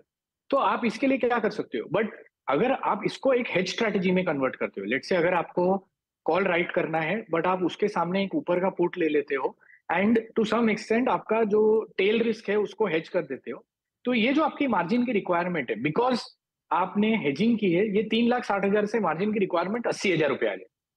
तो इन आर माइंड ये जो कंसल्टेशन पेपर के बाद जो चेंजेस लागू होने हैं उसके बाद ये जो हेज स्ट्रेटेजी अप्रोच है, बिकॉज हेज स्ट्रेटेजी क्या करता है, वो रिस्क कम करता है, ऑटोमेटिकली मार्जिन कम हो जाता है। तो ये नए कंसल्टेशन पेपर के बाद ये प्लेटफॉर्म की इंपॉर्टेंस और ये प्लेटफॉर्म की महत्वपूर्ण बहुत बढ़ जाएगी, बिकॉज जो कम मार्जिन का जो मार्जिन का बैरियर है वो स्ट्रेटेजी अप्रोच में कम हो जाएगा, बट नेकेड अप्रोच में 3-4 गुना बढ़ जाएगा। जिमित, ये इस प्लेटफॉर्म की सक्सेस रेशियो आप हमारे साथ शेयर कर पाएंगे? अब तक कितने लोग यूज कर रहे हैं, किस तरह का मुनाफा एक्चुअली कमा पाए हैं? सो अब हमने the data that we have observed in the beta phase over the past 2 months, हमने देखा है कि जो प्लेटफॉर्म यूज नहीं कर रहे वो तो 90% लॉस कर रहे हैं, पर जो प्लेटफॉर्म यूज कर रहे हैं उसमें the ratio of success is actually move to 55-60%। यानी जो लोग platform use, option trading at the end of the day risky तो है, बट जो 90% लोग लूज कर रहे थे वो रेशियो से कम होकर तकरीबन 40 से 50% पर आया है। जो हमने देखा है कि जो लोग फ्रॉम अ नेकेड पर्सपेक्टिव से हेज स्ट्रेटेजी की तरफ जा रहे हैं उनको काफी अच्छी सक्सेस देखने को मिल रही है। अच्छा, मैं ब्रॉडर मार्केट पर एक पर्सपेक्टिव लेना चाहूंगी। कंसिडरिंग इस मार्केट की वॉलेटिलिटी में आप ये दूसरा विकल्प दे रहे हैं ट्रेड लेने का, लेकिन इस समय ट्रेंड क्या पकड़ रहे हैं आप? क्या आपको लग रहा है कुछ कंसोलिडेट करेगा, कुछ इन्हीं लेवल्स इस 400-500 पॉइंट की रेंज में मार्केट घूमता हुआ दिखाई देगा, या फिर आइदर साइड ब्रेक होने के चांसेस हैं? और जिस तरह से आज बिकवाली आ रही है, डर यही है कि हम फिर से शायद वो 24,000 की तरफ अग्रेसिवली टूटते हुए दिखाई दें। सो ऐसी ऐसा हमारा मार्केट का व्यू है, ये है कि जो अभी लास्ट मंथ हमने 25,000 का पीक देखा, उसके बाद now we have gone into a bull market correction. So जो पिछले 1-1.5 साल से, इनफैक्ट फ्रॉम मार्च 23 से जो हम एक कांस्टेंट वन साइड रैली देखी है हमने पिछले 14-15 महीनों से, वो रैली में एक कंसोलिडेशन और एक correction. So by no means हमको लगता है कि we are going to see a crash और a bear market of sorts, but एक healthy 7 to 10% correction from the peak को हम रूल आउट नहीं करेंगे. सो आई मीन 25,000 का जो टॉप्स था वहां से I would not rule out कि मार्केट एक बार over the next couple of months 23,000 या 22,500 तक भी करेक्ट हो जाए, और उसके बाद वहां पे एक अच्छा बेस फॉर्म होने के बाद ये बुल मार्केट रिज्यूम हो सकता है. That is the view that we have. We don't think that ये कंटिन्यूड. ये अभी तक जो हमने सिचुएशन देखी है पिछले 14 महीने में, हर करेक्शन 5 दिन 10 दिन 5 दिन 10 दिन में ये खत्म हो जाता था. हम एक स्विफ्ट करेक्शन देखते थे और बुल मार्केट रिज्यूम हो जाती थी. आवर व्यू इज दैट ये बार अगले 2-3 महीने के लिए, जब तक यूएस इलेक्शन खत्म नहीं हो जाता, जब तक वो सर्टेनिटी नहीं खत्म हो जाती, this is probably going to be a slightly longer both time and price correction. ये इतना जल्दी भी खत्म नहीं होने वाला है और ये शायद थोड़ा डीपर भी रहेगा इसके पहले वाले करेक्शंस के कंपैरिजन में. और क्या आपने कुछ स्टडी की है कि अगर करेक्शन होगी तो उसको कौन लीड करेगा? क्या बैंक से लीड करेंगे या कुछ और लीड करेगा, या अक्रॉस द बोर्ड आप करेक्शन देख रहे हैं? So I think banks definitely are the weakest of the lot. So अगर हम एंटिसिपेट करते हैं कि 7 to 10% करेक्शन हेडलाइन इंडेक्सेस में आएगा, तो banks will probably correct 1.5 times more than that. So banks में you could see another 12 to 15% odd correction. And ये जो करेक्शन के फेज है, essentially I think from an investor trader point of view, ये phase में जो leaders उभर के आएंगे वो होंगे जो एक्चुअली ये करेक्शन में कम गिरेंगे. तो our view is that there are certain sectors जो अभी भी स्ट्रेंथ दिखा रहे हैं ये करेक्शन में, and probably will continue to show strength. तो जहां आपको स्ट्रेंथ दिखती है, जहां पे आपको ड्रॉडाउन कम दिखता है इस करेक्शन में, वो एक्चुअली अगले 12 से 18 महीने के लिए इमर्जिंग सेक्टर या फोकस सेक्टर रहेंगे. And banks, our view is that it is banks और फाइनेंशियल्स एक्चुअली पूरा ही pack, excluding the wealth management and AMCs, but NBFCs है, हाउसिंग फाइनेंस कंपनीज है, बैंक्स है, इन सब पे अच्छा खासा प्रेशर रहेगा. एंड ये प्रोबेबली लैगार्ड्स रहेंगे अगले 6 से 12 महीने के लिए.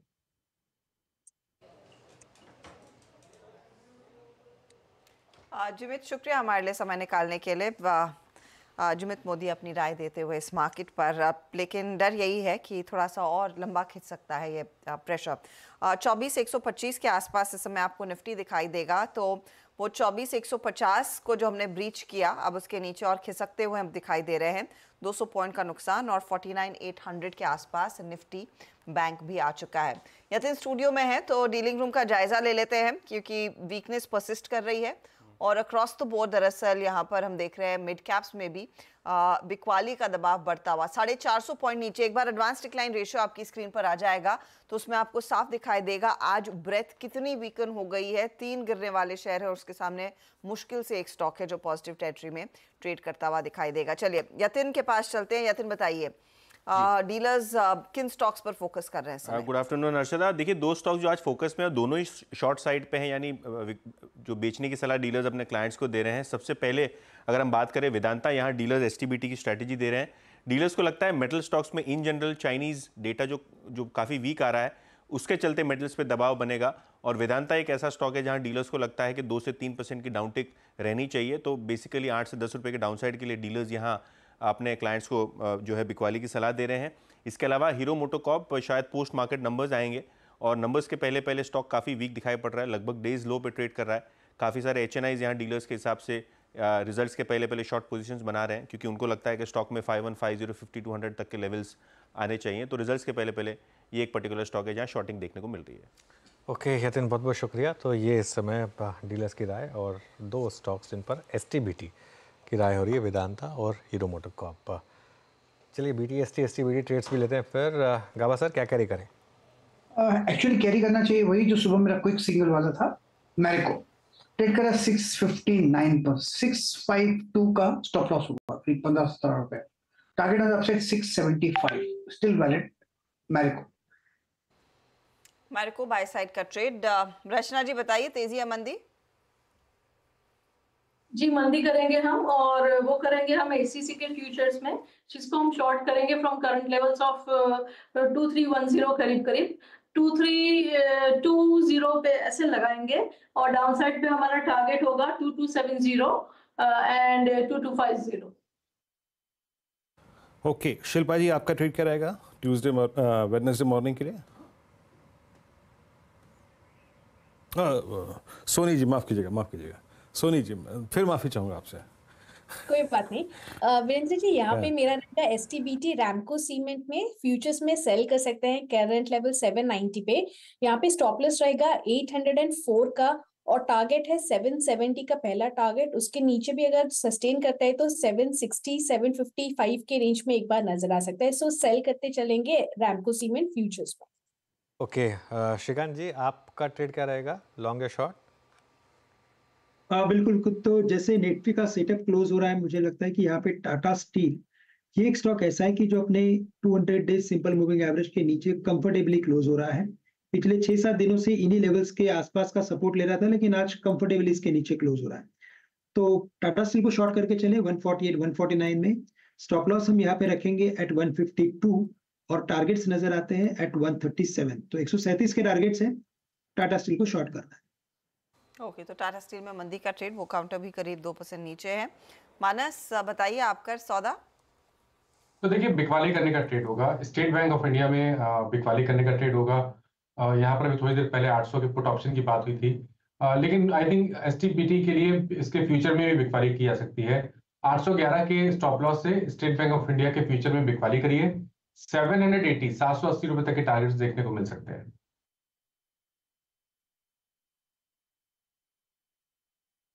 798 पे डे लो पर आके ट्रेड करता हुआ, और अब एसबीआई ने, मतलब अगर आप देखें तो इन टर्म्स ऑफ दिस सेलिंग, ये शायद ये जो जोन है ना, वो 2 पायदान आगे चल रहा है एसबीआई। कहाँ निफ्टी बैंक 100 EMA पे, ये 100 EMA को भी तोड़ चुका है।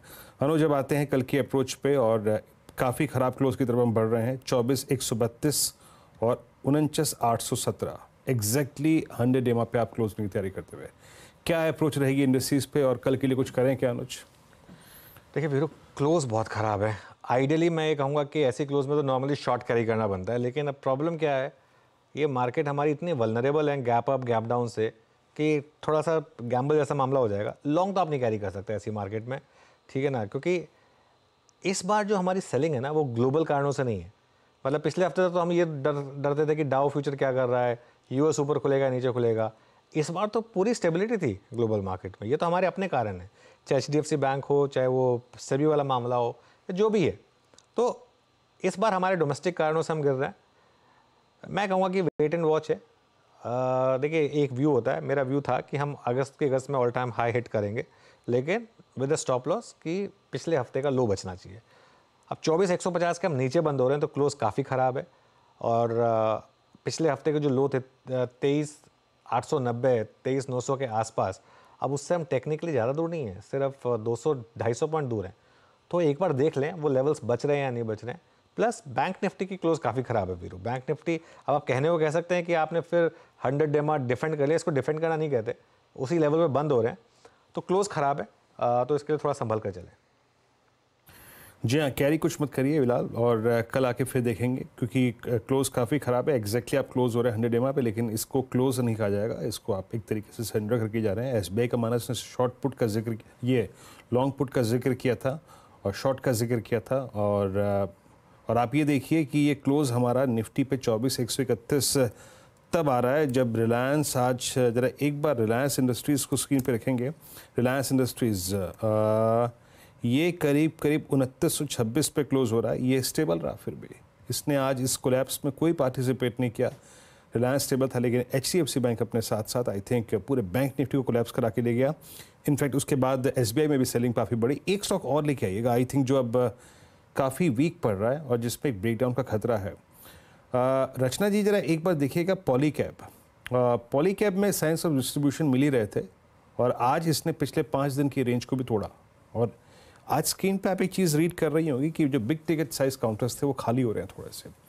आपका ठीक क्या है पॉलीकैब पे मैम इस वक्त? जी, पॉलीकैब पे ये जो गिरावट हो रही है उसमें सपोर्ट 6280 के करीब आ रहा है एंड नॉट बिफोर दैट। तो यहाँ से काफी सारा डिस्टेंस है अभी भी, जिससे पहले एक स्ट्रॉन्ग सपोर्ट इमर्ज होके सामने आए। So there is a lot of weakness and हम यहाँ पे काफी ज्यादा एग्रेवेट होता हुआ देख सकते हैं इस काउंटर को डाउन साइड पे फर्दर। पॉलीकैब डे लो की तरफ बढ़ता हुआ स्टेट बैंक ऑफ इंडिया को मैं टिक बाय टिक चार्ट्स पे दिख रहा था 796.10, वो तो जो हम बात कर रहे थे ना निफ्टी पीएसयू बैंक इंडेक्स, कहाँ अभी निफ्टी बैंक एग्जैक्टली 100 डे पे खड़ा है। Nifty bank PSU bank index heading towards 200 day exponential moving average, और ये एसबीआई का क्लोज अगर 796 पे आता है तो ये क्या होगा, जरा प्लीज़ इसका जरा थोड़ा सा लंबे टर्म का चार्ट रखें।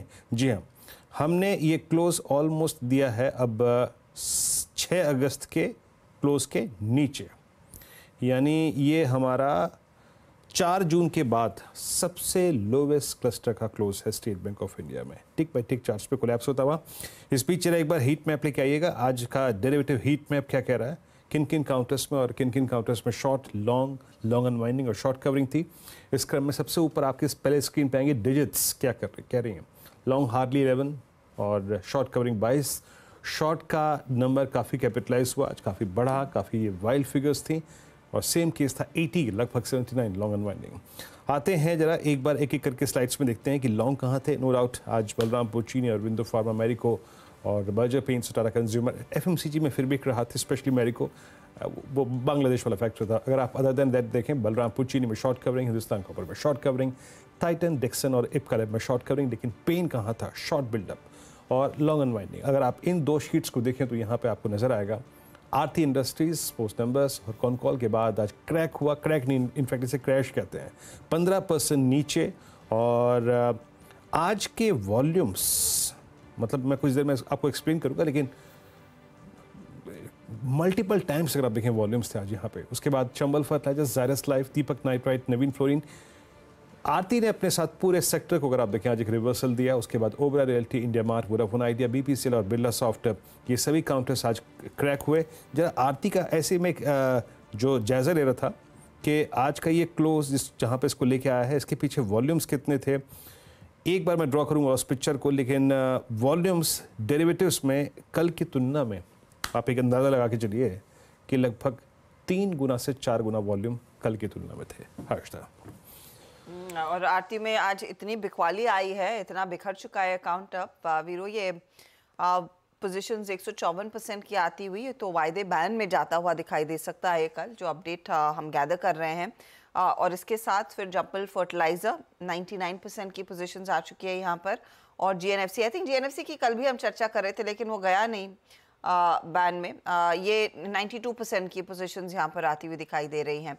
तो ये 3 स्टॉक्स जो दरअसल वायदे बैन का हिस्सा हो सकते हैं, और तीनों आ जाएंगे तो आई थिंक फिर रिकॉर्ड हो जाएगा, क्योंकि इस समय 15 स्टॉक्स वैसे भी वायदे बैन में हैं और 3 और जुड़ेंगे तो 18 के आसपास हो जाएंगे, और हम एक्सपायरी से काफ़ी दूर है, आधा महीना बाकी है आगे।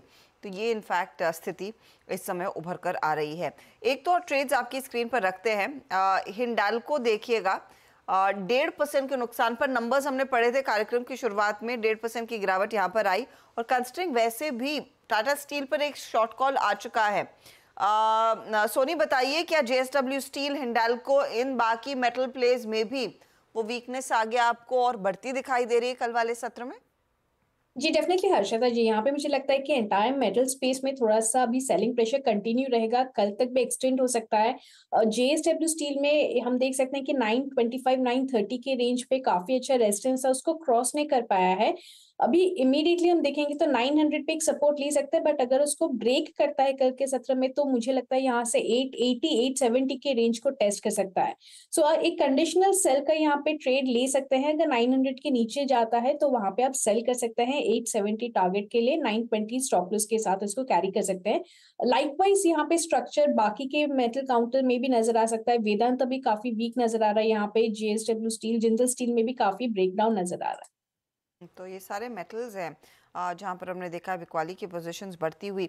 श्रीकांत, ओएनजीसी पर मैं एक आपसे राय चाहती हूँ, क्योंकि लगातार दरअसल 3 हफ्तों में तेजी दिखाने के बाद अब स्टॉक में थोड़ा सा विराम आ रहा है।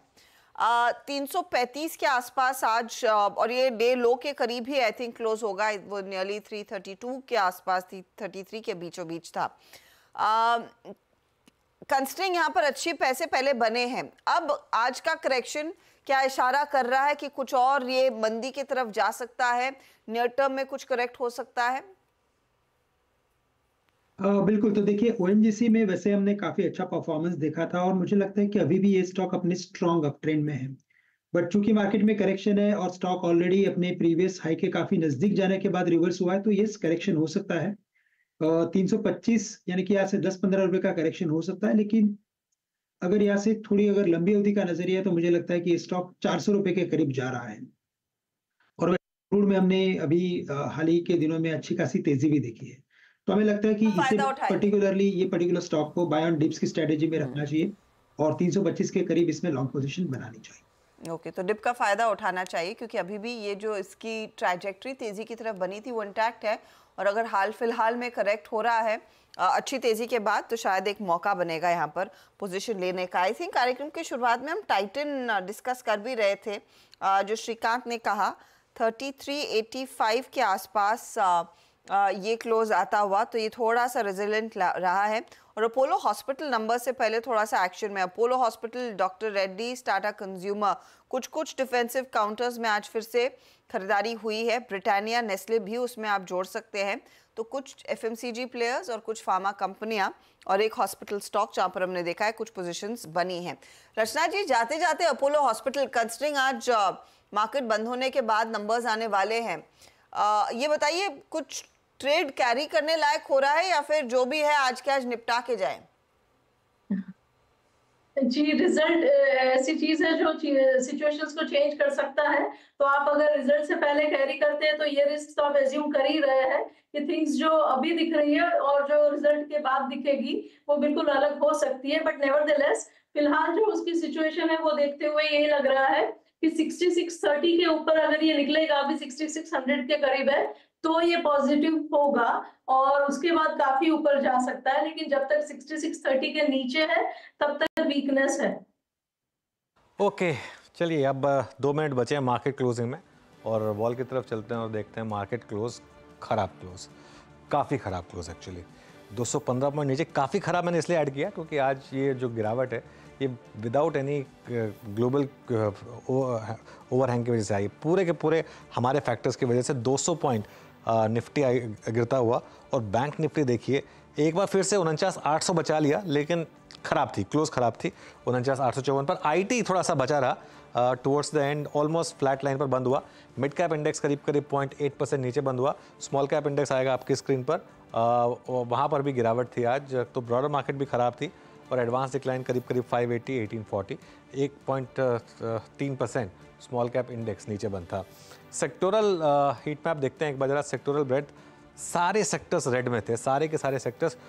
मेटल्स में 1.7% की गिरावट थी, फिनेंशियल्स 1.8% की गिरावट थी, पीएसयू बैंकों में 1.8% की गिरावट थी, तो सीपीएसई 1.5%। तो मोर और लेस सभी सेक्टर्स में गिरावट थी।